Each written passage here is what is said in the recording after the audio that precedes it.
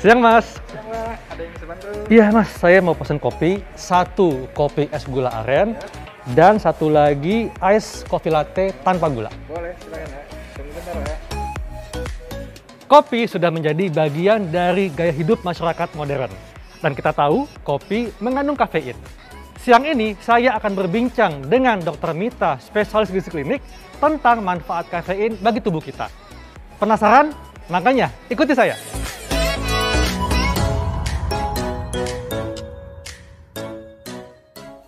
Dok, ini siang-siang ini dok ya. Ya. Ini enaknya supaya kita nggak ngantuk, kita minum kopi dok. Oh iya, kopi dingin ya, boleh? Dokter suka apa? Saya udah tahu kesukaan dokter. Oke, kita lihat ya, Oke. bener nggak nih? Masih bener dok? Oke. Kopi. Nah ini betul-betul kesempatan spesial nih. Saya bisa ngopi dengan dokter nih. Bapak, Ibu, kopi. Wah, Kasih, kopi Mas. latte berarti ini ya? Iya, Betul kan? Kok tau low sugar berarti? Oh, Oh, saya tahu banget dok tahu kesukaan banget deh, dokter. makasih ya.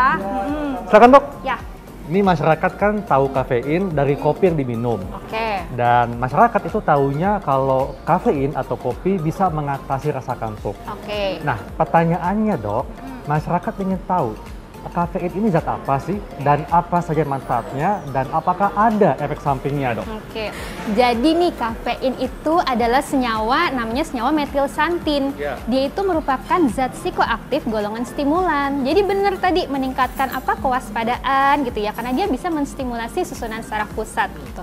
Nah, dia itu dapat ditemukan di mana di tumbuhan ada. Jadi bukan cuma di kopi, kafein itu ada di teh bisa. Iya. Coklat, suka makan coklat nggak? Suka banget ya, dong. coklat ada loh ternyata kafeinnya. Terus udah gitu minuman bersoda, minuman berenergi itu juga ada kafeinnya. Nah, dia itu memiliki karakteristik, kita tahu ya rasanya pahit sama dia tahan terhadap pemanasan. Dok, tadi kan dikatakan bahwa kafein bisa mengatasi rasa kantuk atau meningkatkan kewaspadaan. Oke. Nah, sebetulnya apa yang terjadi di otak kita ketika kita mengkonsumsi kafein dari kopi, dok? Jadi nih, bener nih ya, kok bisa sih kafein bikin gak ngantuk gitu ya? Jadi kadang-kadang kalau mau begadang suka minum Betul. kopi ya, kafein ya. Iya. Oke. Jadi kafein itu tadi dia menstimulasi susunan saraf pusat kan. Nah, jadi dia itu adalah namanya adenosin reseptor antagonis. Apa tuh kafein sebagai adenosin reseptor antagonis? Nah, jadi adenosin itu adalah senyawa kimia di tubuh kita tuh dok. Nah, senyawa kimia itu dia salah satu fungsinya si adenosin adalah merangsang rasa kantuk. Nah, adenosin ini sering disebut namanya sleep hormone. Sebenarnya dia senyawa yang bisa bikin rasa kantuk, merangsang rasa kantuk. Kafein ini dia memblok atau menghalangi peran si adenosin untuk merangsang rasa kantuk. Oh, jadi gitu dok ya. Jadi memang kopi ini atau kafein bisa membuat kita terjaga, nggak ngantuk. Tapi dok, Ya. ini kayaknya banyak orang yang nggak bisa kalau nggak minum kopi dok. Oke. Bahkan kadang-kadang sehari minumnya 3 kali kopi. Bagaimana dengan mereka yang konsumsi kopinya berlebihan? Ini apa dampaknya bagi tubuh? Jadi tentunya dia akan menjadi terjaga terus kan dok? Oke. Nah ini bagaimana dok? Begini, jadi sebenarnya batas konsumsi aman itu antara 200 sampai 300 mg kopi atau sekitar 2 sampai 3 cangkir kopi sehari secara umum ya dok ya. Dari penelitian itu lebih dari 400 mg dosis kafein per hari, dia itu bikin stimulasi ke susunan saraf pusat yang berlebihan. Jadi kayak misalnya antusiasme berlebihan, sulit tidur, iya.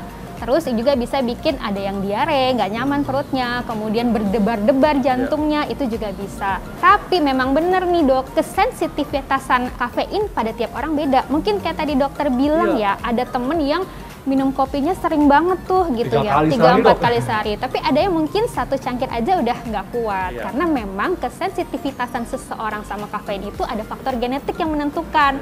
Ada yang lebih sensitif itu jadi ada varian gen tertentu yang kalau minum kopi sedikit dia itu malah beresiko. Jadi kayak misalnya gini nih dok, ada orang dengan varian gen tertentu, dia minum 2-3 cangkir kopi sehari, dia meningkatkan resiko serangan jantung 1,3 kali lebih tinggi dibanding orang yang nggak punya varian gen itu. Jadi dia sensitif sama kafein. Tapi kalau yang nggak sensitif ya mungkin lebih banyak nggak apa-apa. Dok, ini kenapa kalau orang yang tadi aku katakan dia berlebihan minum kopinya atau berlebihan konsumsi kafeinnya, kenapa bisa meningkatkan resiko serangan jantung? Oke, Jadi dia tadi kan menstimulasi ya, selain menstimulasi susunan saraf pusat, konsumsi kafein yang berlebihan, dia juga dapat menyebabkan tadi jantungnya berdebar-debar, irama jantung juga jadi tidak teratur. Nah, pada beberapa orang itu dapat juga bikin gangguan jantung, dan juga konsumsi berlebihan juga dia dapat meningkatkan tekanan darah pada orang-orang tertentu. Jadi harus hati-hati, terutama yang memang sensitif terhadap kafein secara genetik gitu. Nah dok, ini juga banyak orang dok ya, yang kecanduan dok, ya kecanduan kafein, kecanduan kopi. Nah, kalau orangnya kecanduan kafein atau kopi, berarti kan dia akan selalu terstimulasi ya. Jadi nggak gampang ngantuk. Iya. Nah, apa bedanya dengan kecanduan zat adiktif? Jadi benar nih, apa yang menyebabkan kecanduan pada kopi itu ya karena si kafein ini ya kan dia menstimulasi. Sebenarnya bedanya sama zat adiktif adalah, jadi gini, kalau kita konsumsi kafeinnya dalam jumlah yang direkomendasikan ya, tadi 300-400 mg atau 3-4 cangkir kopi per hari, meskipun dia konsumsi setiap hari, dia tidak akan merusak atau mengganggu kesehatan psikis, sosial, ekonomi, dan lain-lain. Beda sama zat adiktif yang sedikit aja itu udah merusak semua gitu.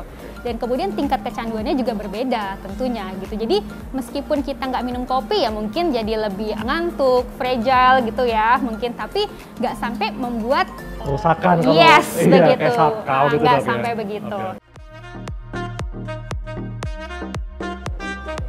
Nah, mantap dok. Enak ya. Dok, sekarang ini kan banyak kopi hype kekinian ya. Ditambahin gula merah, ditambahin susu, tambahin creamer. Nah, sebetulnya dengan penambahan seperti ini, apakah akan berdampak ke kafein yang ada di kopi, dok? Kalau untuk kafeinnya sih nggak berdampak ya, cuma yang berdampak itu pasti kalorinya. Tambah ya. Kalau misalnya nih, sebenarnya kopi sendiri, kopi black coffee ya, kopi hitam tanpa tambahan apapun, itu kalorinya sangat kecil. Tapi begitu ditambahin susu, taruhlah misalnya susu 100 cc atau 200 cc gitu ya, itu bisa nambah bisa 100 sampai 200 kilokalori sendiri. Coba bayangin. Belum tambah creamer. Ya. Terus misalnya juga gula. 1 sendok gula itu kira-kira nambahnya 50 kalori. Kalau misalnya 2 sendok, saya yakin sih kalau kopi yang biasa yang nggak less sugar itu lebih dari 1 sih. 2 sendok aja itu udah 100 kalori sendiri. Tambah susu 200, gula 2 sendok udah tambah 300 ya kan. Itu lebih dari seporsi nasi loh kalorinya. Dok, kan biasanya dok ya, orang kan minum kopi ini untuk mengatasi rasa kantuk. Makanya pagi hari ini ketika bangun tidur langsung ngopi.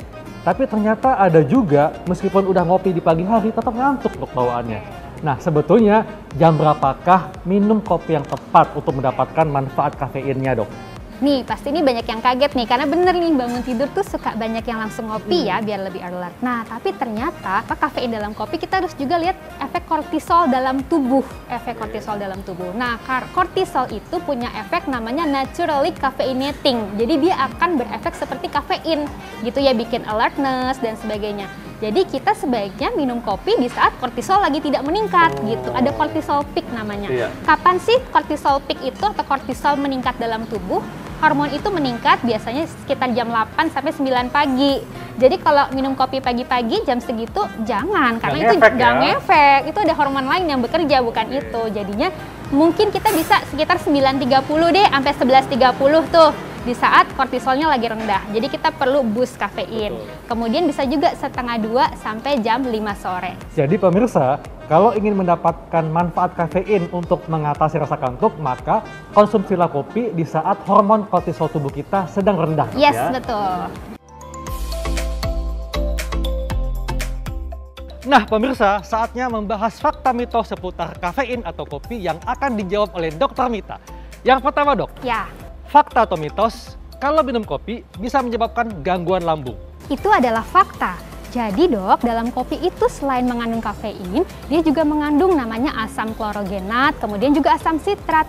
Nah, kandungan asam sitrat inilah yang kalau semakin banyak di kopi, dia akan menjadikan kopi itu semakin asam.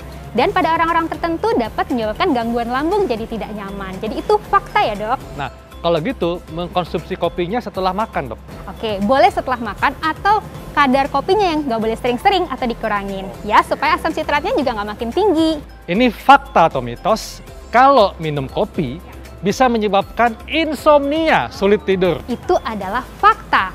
Jadi dalam kopi itu ada stimulan ya, dia menstimulasi susunan saraf pusat.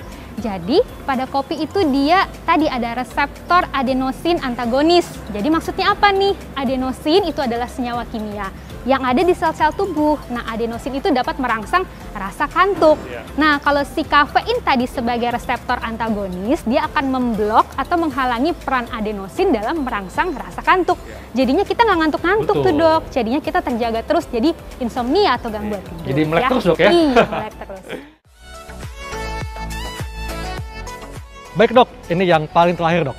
Tips bagi pecinta kopi supaya dapat manfaat kafein, mulai dari cara penyajiannya, waktu minum kopi, dan sebagainya dok. Silakan. Jadi sebenarnya semua jenis kopi kita bisa nikmati kok. Kopi apa aja kita bisa nikmati asal tahu dosis sama takarannya. Tadi ya, yang aman sekitar 300 sampai 400 mg kafein per hari, atau kalau mau dalam kopi sekitar 3 sampai 4 cangkir. Buat yang nggak sensitif ya, kalau yang sensitif nanti ada penyesuaian, jadi lebih sedikit gitu.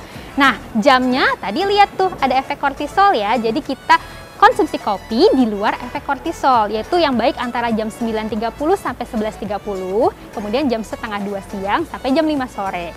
Kemudian kita dapatkan manfaatnya juga yang baik, kita imbangi juga dok sama olahraga, yang lain-lain. Dan juga dalam kopi jangan kebanyakan ditambahin gula, susu yang terlalu berlemak gitu ya, dan juga jangan sambil merokok, nanti malah nggak sehat gitu.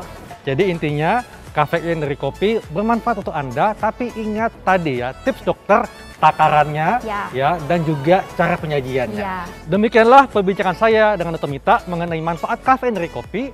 Saya Dr. Kalan Syari dan Dr. Mita, spesialis gizi klinik untuk hidup sehat plus.